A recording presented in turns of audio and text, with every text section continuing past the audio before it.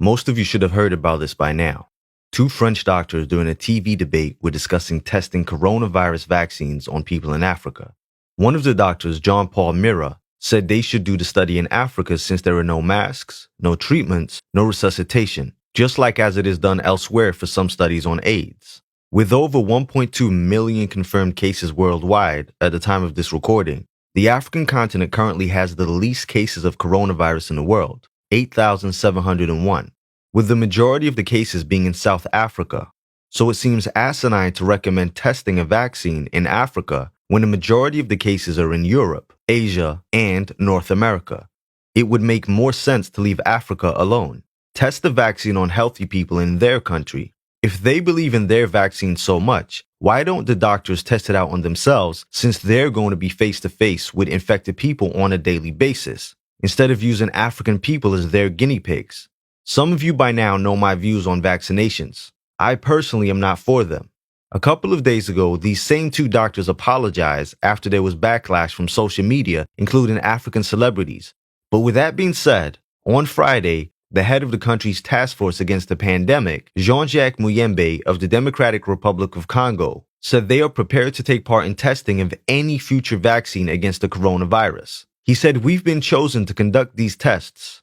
The vaccine will be produced in the United States or in China. We're candidates for doing the testing here."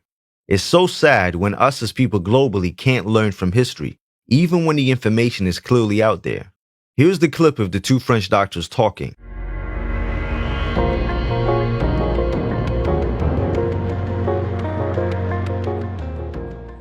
Faire cette étude en Afrique où il n'y a pas de masque, pas de traitement, pas de réanimation, un peu comme c'est fait d'ailleurs pour certaines études dans le sida, où chez les prostituées on essaye des choses parce qu'on sait qu'elles sont hautement exposées et elles ne se protègent pas. Qu'est-ce que vous en pensez? Alors vous avez raison, et d'ailleurs on est en train de réfléchir en parallèle à une étude en Afrique justement pour faire ce même type d'approche avec le BCG, un placebo. Je pense qu'il y a un appel d'offres qui est sorti, il va sortir, et je pense qu'on va en effet sérieusement réfléchir. You'll notice they mentioned AIDS.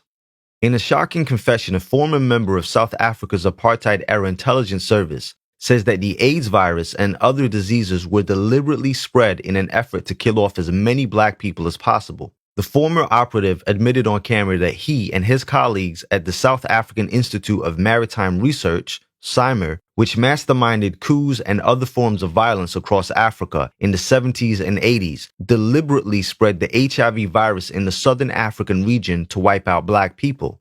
Sources in South Africa say CIMER was linked to the country's notorious chemical and biological warfare program headed by Dr. Wouter Basson, a program which Europeans used as a cover to kill black people in South Africa and beyond.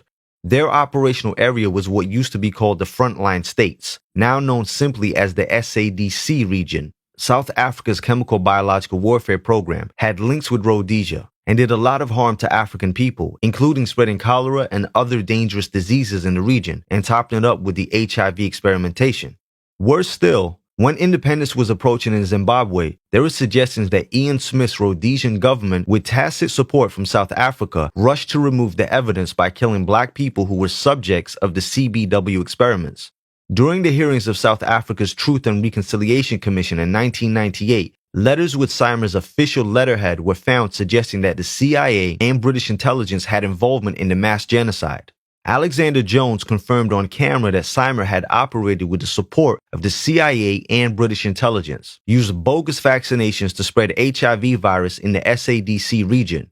He says, "We were at war. Black people in South Africa were the enemy." He confessed that he and his CIMER colleagues spread the virus in the 80s and 90s under the command of their leader, Keith Maxwell. I'm going to play a few clips of this interview so you can see how important it is that we don't fall for these tactics again. And he was experimenting on black people. He was running a number of clinics in the black townships. Yes. Pretending to be a medical doctor, offering medical assistance to black people at a very low cost.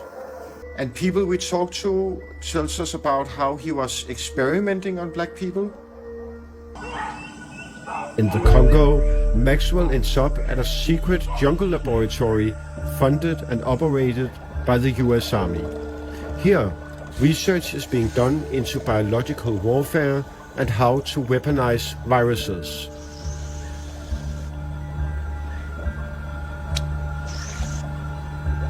So, simply put, what is CIMAR? CIMAR was a clandestine mercenary organization for hire,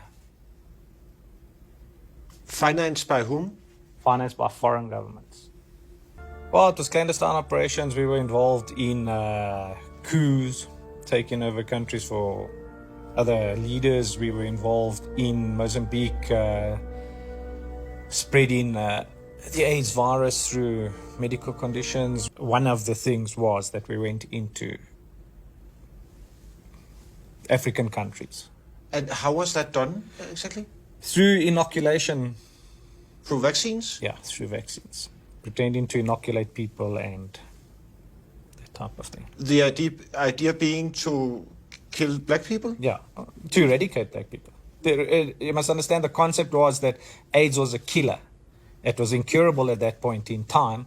So it was led to believe that if you infected people, it was the quick, non-militaristic approach to eliminate black people.